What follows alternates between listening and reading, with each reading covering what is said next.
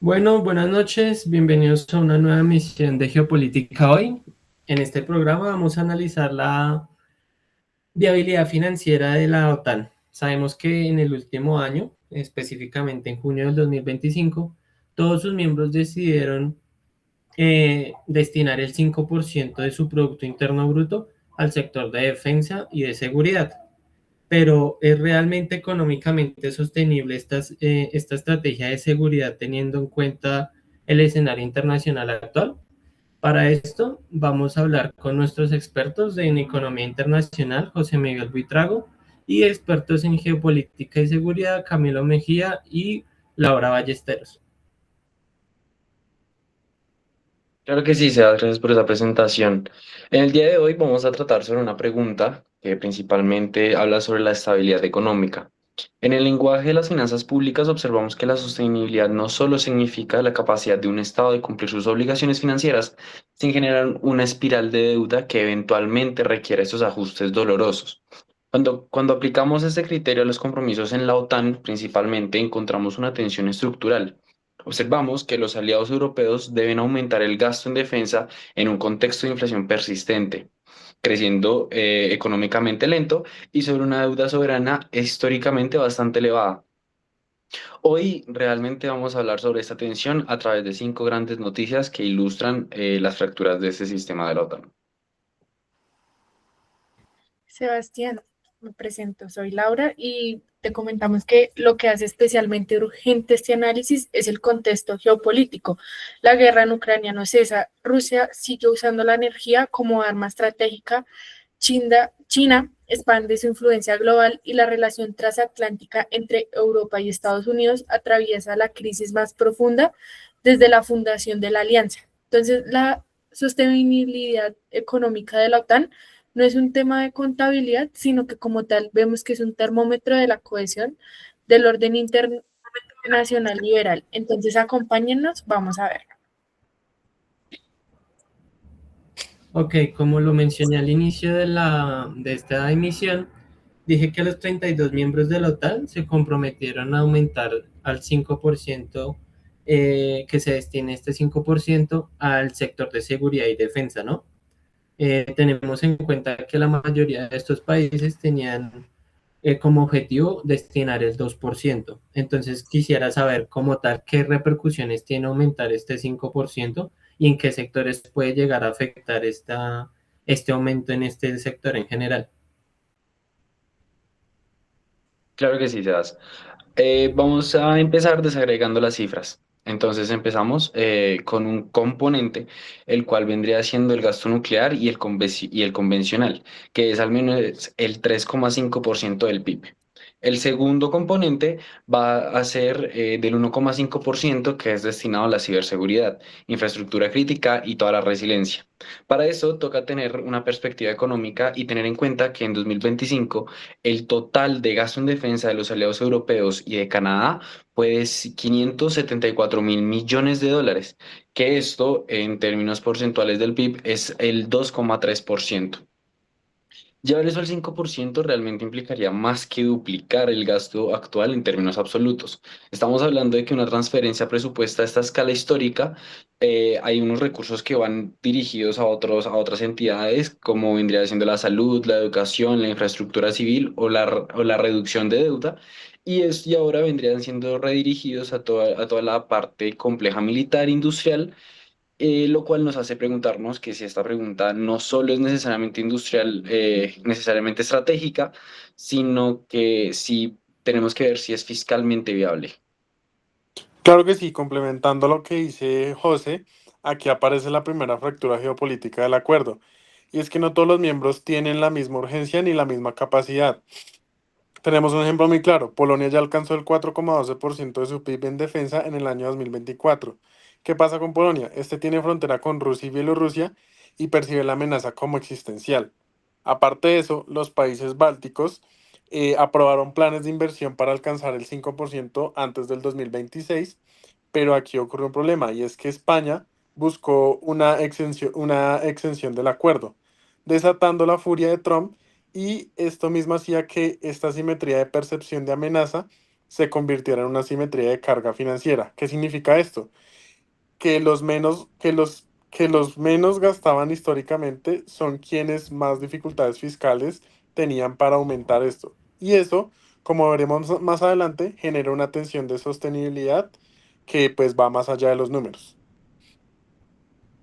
Entiendo este punto, pero acá tocaría preguntarnos, ¿es realmente viable que los 32 miembros puedan pagar este 5% del Producto Interno Bruto? ¿O solamente lo hicieron por términos políticos? A ver, Sebas, los números son contundentes. Observamos que en mayo del 2025 la agencia Moody's rebajó la calificación crediticia soberana de Estados Unidos. Eso es bastante preocupante ya que es el principal financiador de la alianza, que realmente aporta aproximadamente el 60% de todo su gasto total. Debido a las preocupaciones sobre esta trayectoria de su deuda pública, otro país potencia que vendría siendo Francia, en la zona euro cerró en el 2024 con una deuda equivalente casi al 112% de su PIB. Y dos de las tres grandes agencias calificadoras mantienen una perspectiva bastante negativa sobre esta deuda. Un tercer país que ha venido siendo potencia, que es Alemania, históricamente ha sido uno de los alumnos fiscales mejores de Europa, pero tuvo que modificar su constitución en el 2025 para levantar el llamado freno constitucional a la deuda, habilitando así el financiamiento del aumento militar. Esta decisión fue muy necesaria, pero tiene un costo: más deuda, más intereses y menos espacio para otras prioridades. El CIPRI lo sintetiza con más precisión. La sostenibilidad fiscal de varios aliados es cuestionable incluso antes de incorporar el nuevo compromiso en todo lo que tiene que ver con estos términos de defensa. Y además vemos que aquí opera un mecanismo perverso desde la perspectiva geopolítica, que es decir, que los países con mayor percepción de amenaza, es decir, los del flanco oriental que son fronterizos con Rusia, son también economías medianas que tienen menos capacidades como tal fiscales. Entonces sabemos que Polonia puede llegar a alcanzar el 5%, sí, pero a un costo enorme en términos de deuda pública y comprensión de un gasto social. Mientras tanto, las grandes economías que podrían financiar este esfuerzo colectivo son Alemania, Francia, Italia, son precisamente las que tienen mayores restricciones fiscales previas. Entonces, la Confederación Europea de Sindicatos estima que la mayoría de los aliados europeos no pueden llegar a cumplir este objetivo del 3,5% sin recortar presupuestos sociales, sin subir impuestos o justamente modificando las reglas fiscales europeas. Esto vemos aquí que no es solo un problema contable, sino que es una amenaza a la cohesión social que, como veremos después, tiene consecuencias electorales y, por tanto, hasta políticas directas sobre la viabilidad de la alianza. Entiendo este aspecto y quiero hablar ahora sobre el tema energético porque teniendo en cuenta la guerra que existe actualmente entre Irán y Estados Unidos con el cierre del estrecho de Hormuz, ha hecho que los precios del petróleo aumenten significativamente y también con la guerra entre Rusia y Ucrania con el precio del gas. Me gustaría conocer la opinión de ustedes y saber si realmente el tema energético es una variable a tener en cuenta y si es realmente estratégica para la OTAN, ya que sabemos que muchos de los países europeos tienen una dependencia bastante importante a estos recursos. Claro que sí, Sebastián, te lo explico de esta forma. La guerra en Ucrania ha convertido a la energía en el vector geopolítico más poderoso de nuestro tiempo. Rusia no solo usa misiles contra Ucrania, sino que también utiliza el gas, el petróleo y los ataques a infraestructura energética como instrumentos de coerción estratégica.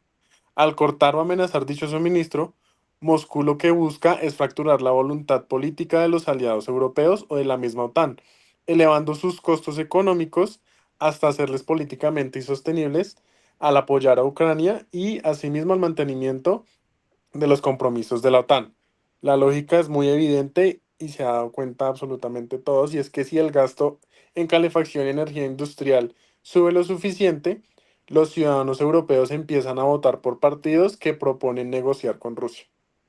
Exactamente, complementando la idea de mi compañero Camilo, observamos que la cadena causa-efecto es directa. La sustitución del gas ruso por un gas natural licuado, que es importado principalmente por Estados Unidos y Qatar, ha aumentado todos los costos de la energía para la industria y los hogares europeos. Eso observamos que alimenta la inflación estructural y que a su vez erosiona el poder adquisitivo, reduce el consumo y presiona el alza de los tipos de interés. Estos mismos tipos de interés, cuando son más altos, significa que hay un mayor costo de financiamiento de la deuda pública, la misma deuda pública que los gobiernos necesitan para financiar este aumento en el gasto militar. El círculo se cierra de forma bruta, en donde la inseguridad energética deriva de la dependencia de Rusia, en donde al elevar esos costos de financiamiento de la propia estratégica de seguridad, busca contrarrestar todo lo que tiene que ver igualmente con Rusia. La geopolítica energética no es solo una cuestión de suministro, realmente es el mecanismo de la transmisión entre las amenazas externas y la sostenibilidad fiscal interna de toda la alianza. Comprendo este aspecto y conociendo la guerra actual entre Irán y Estados Unidos, que ha generado de hecho conflictos internos dentro de la OTAN, porque hay países que no quieren participar dentro del conflicto, y en marzo de este año, Donald Trump amenazó con salirse de la alianza. Me gustaría saber qué aspectos tiene Trump para salirse de esta alianza y qué repercusiones tanto militares como económicas puede tener esta salida de este país. Claro, Sebas, te comento. Primeramente, quiero comentarte que Trump describe a la OTAN como un tigre de papel y como tal dijo que los aliados dieron la espalda al pueblo americano. Sus palabras tienen un peso geopolítico enorme porque Estados Unidos no solamente es un miembro más de la alianza, sino que es el arquitecto del sistema. Aporta no solo el 60% del gasto total en defensa de la alianza, sino lo que un analista del Instituto Internacional de Estudios Estratégicos llama la arquitectura invisible de la OTAN, que es esta arquitectura invisible: vigilancia satelital, defensa antimisiles, transporte estratégico aéreo y el sistema integrado de mando y control. Entonces, ahora sí, respondiendo a tu pregunta, reemplazar esas capacidades tomaría más de una década y costaría, según estimaciones de la IISS, más de $1 billón. Exactamente. Ahora viéndolo más desde una perspectiva económica, observaríamos que esto genera un dilema de sostenibilidad casi que de doble filo. Por un lado, observamos que en Europa ya está comprometido el 5% del PIB bajo el paraguas de toda la OTAN. Y por otro lado, observamos que hay una amenaza reiterada de Estados Unidos. La Unión Europea lanzó una iniciativa que se llama Rearm Europe, con una ambición de movilizar hasta 800.000 millones de euros para la defensa continental autónoma. Pero sucede un problema con esta propuesta. Observamos que no hay presupuesto europeo para ambas cosas simultáneamente. Si los aliados realmente deben financiar su cuota con la OTAN y construir una defensa europea autónoma desde cero, el costo realmente supera con creces cualquier escenario de sostenibilidad fiscal posible. Claro que sí. Eh, Adicionalmente, disculpa, compañero, adicionalmente, la incertidumbre misma sobre Estados Unidos pertenecerá o no, ya tiene un costo económico. Los mercados financieros descuentan el riesgo político y las primas de riesgo con la deuda soberana europea han comenzado a moverse al alza en los países de mayor exposición a este escenario. Iba a complementar lo que tú dijiste, pues diciendo que si estos segmentos pintan un panorama muy difícil, pues el quinto amplía un horizonte mucho más problemático, ya que el concepto estratégico de la OTAN de 2022 se reforzó en la cumbre de La Haya del 2025, donde aquí en esta cumbre se identifica a China no solo como un competidor económico, sino como un desafío sistemático para el orden internacional. ¿Esto qué significa? Esto significa que la alianza ha expandido su perímetro estratégico más allá del Atlántico Norte hacia el Indo-Pacífico, invitando a socios como Japón, Corea del Sur y Australia a sus ejércitos y debates estratégicos. Exactamente, y como dice mi compañero Camilo, esta expansión estratégica tiene un precio económico muchísimo más directo. Observamos que hay una mayor proyección de poder que implicaría un mayor gasto en todo el tema de logística y tecnología. ¿Qué trata la tecnología? Ciberseguridad, inteligencia artificial y dominio espacial. Adicional a esto, observamos un mantenimiento de fuerzas en regiones más lejanas, pero además genera una contradicción económica para Europa. Mientras la OTAN presiona a sus miembros para contener a China en el ámbito de seguridad, estos mismos miembros mantienen relaciones comerciales profundas con Beijing, que no creo que estén dispuestos a sacrificar realmente fácilmente. Alemania es uno de esos países que vende automóviles en China. Otro país que observamos es Francia, que tiene intereses agroindustriales, e Italia, que es parte de la ruta de la seda. Esa sostenibilidad económica de la estrategia frente a China es aún más cuestionable que la estrategia que observamos frente a Rusia. ¿Por qué? Principalmente porque implica un costo económico doble, el gasto en defensa y la pérdida en el acceso a todos los mercados orientales. Listo. Después de que nuestros expertos analizaran las repercusiones que tiene como tal el aumento del 5% del Producto Interno Bruto al sector de seguridad y defensa, las limitaciones a nivel fiscal que tienen la mayoría de sus miembros, la dependencia a nivel energético y el papel de China como tal en este nuevo orden mundial. Quiero preguntarles, ya respondiendo como tal a la pregunta central de esta misión, es si es realmente a nivel económico esta situación es sostenible debido a las variables que he mencionado anteriormente. ¿Es un escenario posible realmente sostener este sistema a nivel económico? Eh, Sebastián, te respondo. Nuestra respuesta es matizada pero contundente. La estrategia de seguridad de la OTAN en su formato actual tiene que el compromiso es del 5% del PIB y vemos que dependía estructuralmente de Estados Unidos y en un perímetro estratégico de expansión no es económicamente sostenible bajo los parámetros fiscales actuales de la mayoría de los miembros. Sin embargo, esto no significa que la alianza esté colapsada, un colapso inmediato, pero pues lo que estamos observando es una brecha creciente y estructural entre los compromisos políticos asumidos y la capacidad económica real para llegar a honrarlos. Claro que sí, hay tres escenarios posibles ante esta brecha. El primero es el ajuste doloroso. ¿Qué significa esto? Que los gobiernos europeos recortan en gastos sociales, suben impuestos y aumentan la deuda para cumplir con el 5% estipulado en su momento, con consecuencias electorales severas que alimentan el populismo y erosionan la propia voluntad política de la alianza. El segundo escenario es el incumplimiento gradual, ya que los compromisos de la Haya se van diluyendo en el tiempo, como ocurrió con el umbral del 2% durante décadas, generando así una OTAN políticamente comprometida, pero militarmente subfinanciada. Y el tercer escenario, que es el más probable en el mediano plazo, es que exista una reforma estructural de la alianza. ¿Qué significa esto?